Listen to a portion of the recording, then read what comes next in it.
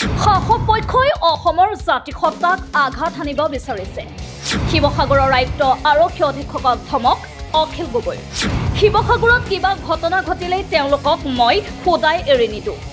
আৰু এছপিক মই স্পষ্টভাৱে নিৰ্দেশ দিছোঁ আজি যে শিৱসাগৰত যদি সামান্য ঘটনা এটা ঘটিবলৈ হয় মই তেওঁলোকক সদায় দিম। অসমৰ বিভিন্ন প্ৰান্তত ভূমি বেদখলকাৰীৰ হাতত থকাৰ পিছত এইবাৰ লাখ লাখ বিঘা মাটি বেদখলমুক্ত কৰাৰ অভিযানত নামি পৰিছে ৰাজ্য চৰকাৰ।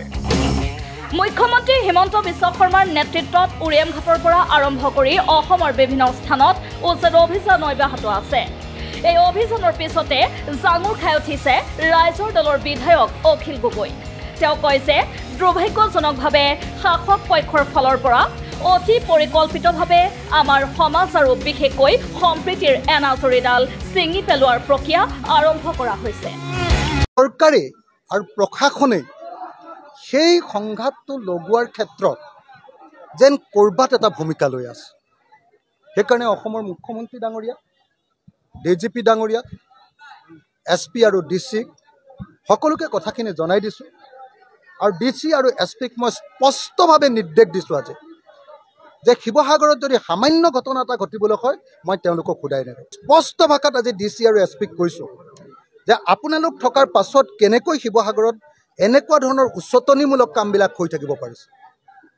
গতিকে এই মুহূৰ্তত মই শিৱসাগৰবাসী ৰাইজক শান্তি সম্প্ৰীতি বজাই ৰাখিবৰ কাৰণে, আইন শৃংখলা ৰক্ষা কৰিবৰ কাৰণে আৰু কোনেও কোনো ধৰণৰ উচতনিমূলক বক্তব্য নিদিবৰ কাৰণে, উচতনিমূলক কাম কাজ নকৰিবৰ কাৰণে আৰু দুটা জনগোষ্ঠীৰ মাজত সংঘাত সৃষ্টি হ'ব পৰা কোনো ধৰণৰ কাম কাজত হাত উজান নিদিবৰ কাৰণে শিৱসাগৰৰ ৰাইজক অনুৰোধ জনাইছোঁ যে চৰকাৰে মুখ্যমন্ত্ৰী হিমন্ত বিশ্ব শৰ্মাই ৰাজধৰ্ম পালন কৰক।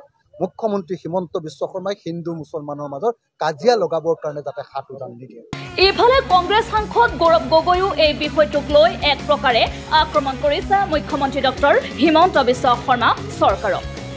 কংগ্ৰেছ সাংসদগৰাকীয়ে মুখ্যমন্ত্ৰী তেওঁৰ পত্নীৰ ভূমি ক্ৰয়ৰ সন্দৰ্ভত উত্থাপিত অভিযোগ সন্দৰ্ভতো গৰজি উঠি কয়, পৰৱৰ্তী সময়ত অসমত কংগ্ৰেছ চৰকাৰ গঠন হ'লে হিমন্ত বিশ্ব শৰ্মা এণ্ড কোম্পানীয়ে অবৈধভাৱে লোৱা ভূমি অসমৰ দুখীয়া ৰাইজৰ মাজত বিতৰণ কৰি হিমন্ত বিশ্ব শৰ্মাই ডাঙৰীয়া এটা সময়ত কৈছিল